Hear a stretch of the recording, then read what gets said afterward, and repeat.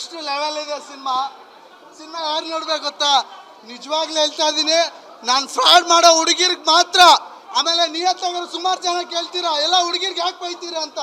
ನಾನು ಹುಡುಗಿರ್ಗೆ ಬೈಯಲ್ಲ, ಮೋಸ ಮಾಡೋ ಹುಡುಗಿರ್ಗೆ ಮಾತ್ರ ಬೈಯೋದು. ನಿಯತ್ತಾಗಿರೋ ಹುಡುಗಿರ್ಗೆ ಬೈಯೋದೇ ಇಲ್ಲ ನಾನು. ಯಾಕೆ ಗೊತ್ತಾ? ಜೀವನದಲ್ಲಿ ಹೇಳ್ತೀನಿ, ದುಡ್ಡೇ ಶಾಶ್ವತ ಅಲ್ಲ, ಮನುಷ್ಯತ್ವ ಶಾಶ್ವತ. ಜೀವನದಲ್ಲಿ ದುಡ್ಡಿನ ಆಸೆಗೋಸ್ಕರ ದುಡ್ಡಿರೋ ಜೊತೆ ಜೀವನ ಮಾಡಕ್ಕೆ ಹೋಗ್ತೀರಾ, ಲಾಸ್ಟಲ್ಲಿ ಜೀವನ ಕಳ್ಕೊಂಡು ಕೊರಗ್ತೀರಾ. ಕೊರಗದ ಮೇಲೆ ಪ್ರೀತಿನೂ ಸಿಗಲ್ಲ, ಏನೂ ಸಿಗಲ್ಲ. ನಾನು ಹೇಳೋದೇನು ಗೊತ್ತಾ? ದುಡ್ಡಿರೋನ್ಗೂ ದುಡ್ಡಿಲ್ದಿರೋ ನಿಯತ್ತಾಗಿರೋ ಪ್ರೀತಿಗೆ ಏನು ವ್ಯತ್ಯಾಸ ಗೊತ್ತಾ? ದುಡ್ಡಿರೋನು 1000 ಹುಡುಗಿರ ಜೊತೆ ಬ್ಲಡ್ ಶೇರ್ ಮಾಡ್ತಾನೆ, ಆದರೆ ನಿಯತ್ತಾಗಿರೋನು ಸಾಯೋವರೆಗೂ ಅವಳ ನೆನಪಲ್ಲ ಇರ್ತಾನೆ. ಅದೇ ನಿಯತ್ತು.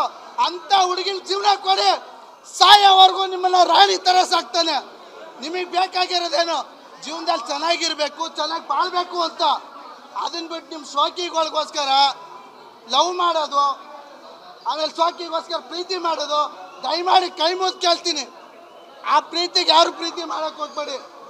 ಲೈಫಲ್ಲಿ ಇವತ್ತು 90% ಬಾರಲ್ಲಿ ಯಾವನಾದ್ರು ಹುಡುಗ ಕುತ್ಕೊಂಡಿದ್ದಾನಂದ್ರೆ ಅವ್ನ ಸ್ಟೋರಿ ವಾಕ್ಯ ಹೇಳ್ತಾನೆ, ಗುರು ನಾನು ನಿಯತ್ತಾಗಿ ಪ್ರೀತಿ ಮಾಡಿದೆ, ಇವತ್ತು ನನ್ನ ಬಿಟ್ಟು ಹೋದ್ಲು ಗುರು ಅಂತ ಹೇಳ್ತಾನೆ.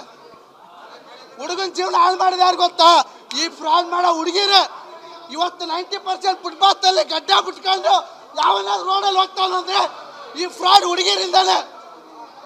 ನಿಯತ್ತಾಗಿರೋ ಹುಡುಗಿರ್ಗೆ ಹೇಳ್ತಾ ಇದ್ದೀನಿ, ಜೀವನ ಪೂರ್ತಿ ಅವನ ಜೊತೆ ಚೆನ್ನಾಗಿದ್ದು ನಮ್ಮ ಹತ್ರ ಗುಡಿಸಲಲ್ಲಿದ್ರು ತುಂಬ ಚೆನ್ನಾಗಿರ್ತಾರೆ. ನಾನು ಹೇಳೋದು ಇಷ್ಟ, ಪ್ರತಿಯೊಬ್ಬ ತಂದೆ ತಾಯಿಗೆ ಹೇಳ್ತೀನಿ, ನಿಮ್ಮ ಮಕ್ಕಳು ಜೀವನ ನೋಡೋದಕ್ಕಿಂತನೂ ನಿಮ್ಮ ಮಗಳು ನಂಬ್ಕೊಂಡಿರ್ತಾನೆ, ಅವನ ಜೀವನನೂ ನೋಡಿ, ತುಂಬ ಚೆನ್ನಾಗಿದೆ. ಎಂಥವ್ರು ಗೊತ್ತಾ? ನಿಜವಾಗ್ ದುಡ್ಡಿನ ಆಸೆಗೋಸ್ಕರ ಮದುವೆ ಮಾಡೋರು, ದುಡ್ಡಿಗೆ ಬೆಲೆ ಕೊಡೋರು, ಇಂಥ ಸಿನಿಮಾ ನೋಡಿದ್ರೆ ಉದ್ಧಾರ ಆಗ್ತಾರೆ. ಆಮೇಲೆ ನಿಜ ಹೇಳ್ತಿದ್ದೀನಿ, ಇವತ್ತು ನಿಮ್ಮ ಹುಡುಗಿರು ಯಾವಳಾದ್ರು ನನ್ನ ಬಿಟ್ಟು ಬಿಡುಗರು ನಾನು ಚೆನ್ನಾಗಿರ್ತೀನಿ ಅಂತ ಹೇಳ್ತಾಳೋ, ದುಡ್ಡುಗೋಸ್ಕರ ಅಂತೇಳ ಸಿನಿಮಾ ಕರ್ಕೊಂಬನ್ನಿ. ನಮ್ಮ ತಾಯಿ ಸತ್ವಾಗಿ ಹೇಳ್ತೀನಿ, ಲೈಫ್ ಲಾಂಗ್ ನಿಮ್ಮನ್ನು ಬಿಟ್ಟು ಆಗಲ್ಲ ನಿಮ್ಮ ಹುಡುಗಿ. ಸಿನಿಮಾ ಚೆನ್ನಾಗಿದೆ, ಬಂದು ನೋಡಿ. ಜೀವನದಲ್ಲಿ ಒಂದು ಪಾಠ, ನಮಗೆ ಕಾಲ್ಗೆ ಎಟ್ಟಾದ್ರೆ ನಡೆಯೋದು ಹೆಂಗಂತ ಕಲಿಸ್ಕೊಡುತ್ತೆ. ಆದರೆ ಪ್ರೀತಿ ಮಾಡಿದವ್ರು ಮೋಸ ಹೋದ್ಮೇಲೆ ಜೀವನದಲ್ಲಿ ಬದುಕೋದು ಹೆಂಗಂತ ಕಲಿಸ್ಕೊಡುತ್ತೆ. ಒಳ್ಳೇದಾಗಲಿ, ಸಿನಿಮಾ ನೋಡಿ. ಫ್ರಾಡ್ ಮಾಡೋ ಹುಡುಗಿರು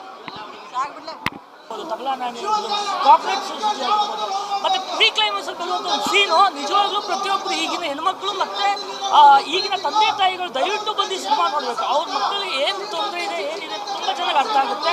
ಅದು ನೋಡ್ಕೊಂಡು ತುಂಬ ಚೆನ್ನಾಗಿದೆ. ಆಮೇಲೆ ಸಿನಿಮಾದಲ್ಲಿ ತುಂಬ ಮೀನಿಂಗ್ಗಳಿದ್ದಾವೆ ಮತ್ತು ಒಂದೇ ಒಂದು ಡೈಲಾಗ್ ತುಂಬ ಚೆನ್ನಾಗಿದೆ. ಸಾಯೋಗೆ ಒಂದು ದಾರಿ ಆದರೆ ಸಾಧೋಗೆ 1000 ದಾರಿ. ಇದನ್ನೆಲ್ಲ ಅರ್ಥ ಮಾಡ್ಕೊಂಡು